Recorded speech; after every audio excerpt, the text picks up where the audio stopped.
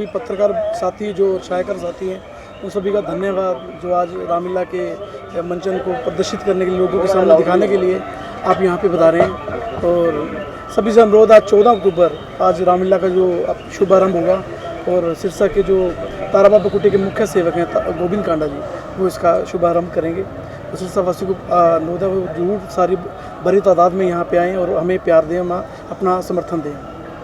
तो क्या कुछ खास मांगे थे इस रामलीला में? इस रामलीला में जो आज का मेन पहले जो स्टार्टिंग होगी वो श्रवण के रोल से होगी। जो श्रवण जी हैं वो किस तरह अपने माता पिता की सेवा करते हैं, किस तरह उनका जो अपने पिताजी माता पिता के लिए पानी लेने जाते हैं और किस तरह उनका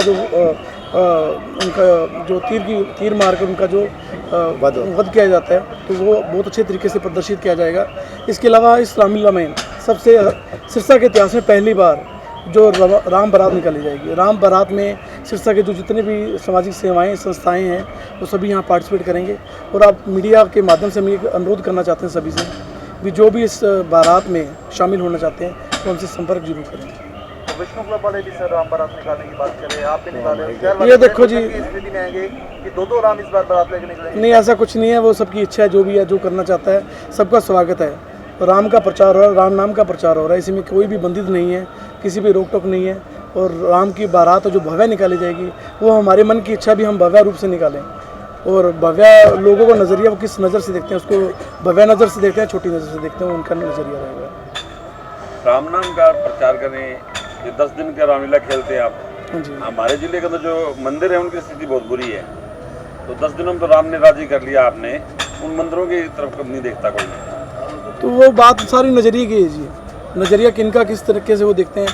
मेनली क्या होता है, नवरात्रा में जो रामायण का मंचन होता है, रामायण का मंचन होता है, उससे क्या है, जो एक नशा जो कुरीतियाँ फैली हुई हैं उसको एक प्रदर्शित करने के लिए एक नाटक मंचन किया जाता है, जिससे क्या लोगों में एक अच्छा संदेश जाता है, अच्छा मैसेज आता है।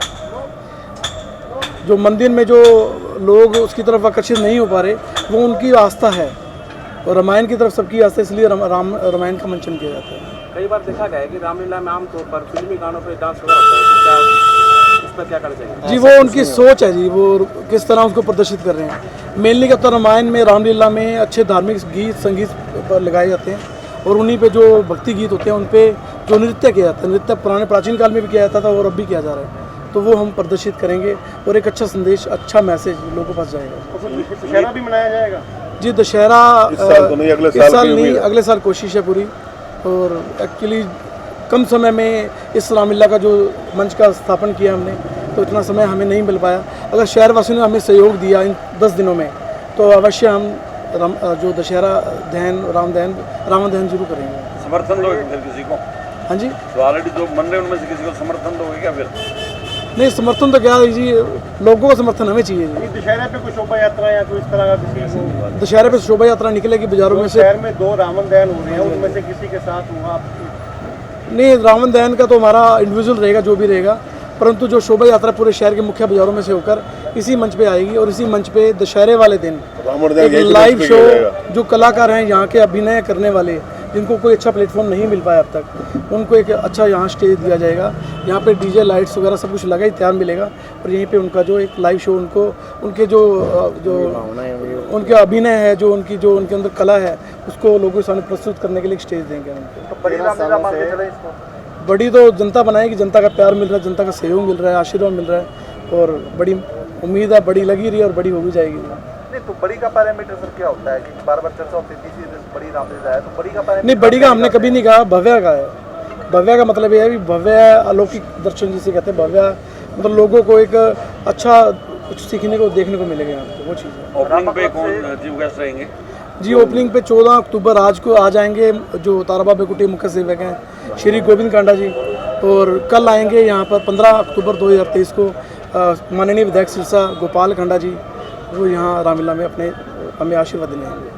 13 सालों से आप विष्णु क्लब का पार्ट रहे हैं, अचानक ऐसी क्या स्थिति आ गई कि आप लोगों को एक अलग क्लब में मंचन या शुरू करना पड़ा? जी, स्थिति ऐसी रही, कोई भी रामलीला जो पहले पुरानी चलती आ रही है उसमें क्या दादा फिर बेटा फिर पोता ऐसे वो अभिनय करते आ रहे हैं, या रिश्तेदार हैं उनको भी रोल मिलता जा रहा है। आप इस स्टेज में, सिरसा का पहला स्टेज ऐसा स्टेज है जहाँ पर जितने भी कलाकार आपको दिखेंगे सारे टोटली नए हैं, नए चेहरे हैं, परंतु उनके अंदर भावनाएं, जो कला है वो काफ़ी पुराने साल से भरी हुई है। उनका अभिनय आप देखोगे आपको खुशी मिलेगी। और किसी के लिए प्रनोटिंग की तो है, जो नए आर्टिस्ट जो आएंगे 2-4 उनके लिए प्रनोटिंग की जरूरत पड़ेगी। बाकी सभी को पूरी रामायण याद है और जितने भी जो शब्द, जो भजन कीर्तन, जो भी करना उन्होंने गाना है, सब कुछ उनको याद है टोटली। कितना बजट इस पे खर्च चुका है, क्या प्रबंध है, बजट कैसे? बजट इसमें कुछ सोचा नहीं है। बजट तो राम भगवान आयोजन कर रहे हो, खर्चा तो लगेगा ना? जी, राम भगवान की कृपा से आ रहा है और लग रहा है इसमें जी, कोई कैलकुलेशन नहीं है इसमें, जो भी आ रहा है राम भगवान की कृपा से आ रहा है। कम नहीं रहेंगे इतना पता, शहरवासी पूरा सहयोग दे रहे हैं, सहयोग देते भी आएंगे। और 10 दिन यहाँ पे आप जो संगत आएगी वो भरपूर आशीर्वाद देगी। और सबसे अच्छी बात यहाँ पे जो मन्नतें हैं लोगों की अवश्य पूरी होंगी सबकी। आज विष्णु क्लब की प्रेस कॉन्फ्रेंस हुई थी, विष्णु क्लब की कल प्रेस कॉन्फ्रेंस थी, उनसे भी ये क्वेश्चन पूछा गया था कि किस वजह से दूसरी रामलीला का मंचन शुरू होने जा रहा था। उन्होंने बताया था कि आप में से कुछ लोगों की महत्वाकांक्षाएं जागी हैं, जिस वजह से जी ऐसा कुछ नहीं है। मैं तो कभी पार्ट भी नहीं था उस रामलीला का, किसी भी रामलीला में पार्ट नहीं था। यहाँ पे क्या था कि जो पुराने कलाकार हैं जिनको स्टेज नहीं मिला आज तक अभिनय करने का, तो उनको एक प्लेटफॉर्म देने के लिए हमारी मीटिंग बैठी। तो उन्होंने कहा भी हम करना चाहते हैं। हमारे उस्ताद जी हैं कमल लड्डा जी, तो इनकी ये डायरेक्टर हैं, संजय जी हैं, एक मान सम्मान का भी एक इशू होता है। अगर 12 साल से हम रेगुलर जा रहे हैं, अगर इग्नोर किया जाता है तो नेचुरल है कि जिसको मान सम्मान नहीं मिलेगा वो नहीं जाएगा। सबसे बड़ी बात तो ये रेको चाहिए। आप लोग आए हो, अगर मान सम्मान किसी को नहीं मिलेगा तो आप लोग कहाँ जाएंगे? आप कहाँ हो गए? कुछ वजह ये रही, 12-13 साल से हम जुड़े हुए हैं, हमारे को मान सम्मान नहीं मिलता तो नेचुरल है अलग प्लेटफॉर्म होगा ही होगा। नहीं तो कोई आपने बातचीत करने की कोशिश करी कि मान सम्मान नहीं, इसमें आपसी द्वेष नहीं है, किसी के मन में हमारे में कोई नहीं है। हमारा वो भी मंच हमारा है, ये भी मंच हमारा है। हम रामा कलम में भी मन भेद नहीं है, किसी में मतभेद है, वो भी इसी वजह से कोई छोटी छोटी गलतियों की, किसी तीसरे पर्सन की गलती की वजह से कुछ ऐसा हो सकता है। राम का कोई सिस्टम नहीं है, कोई रोल वाइज कोई सा दिक्कत है, ऐसा कुछ जैसे कोई बात है तो राम का रोल तो पिछले साल विष्णु क्लब में रोमी ने नहीं किया था। हाँ, ऐसी कोई बात होती है पिछले साल ही स्टेज खड़ा हो जाता है।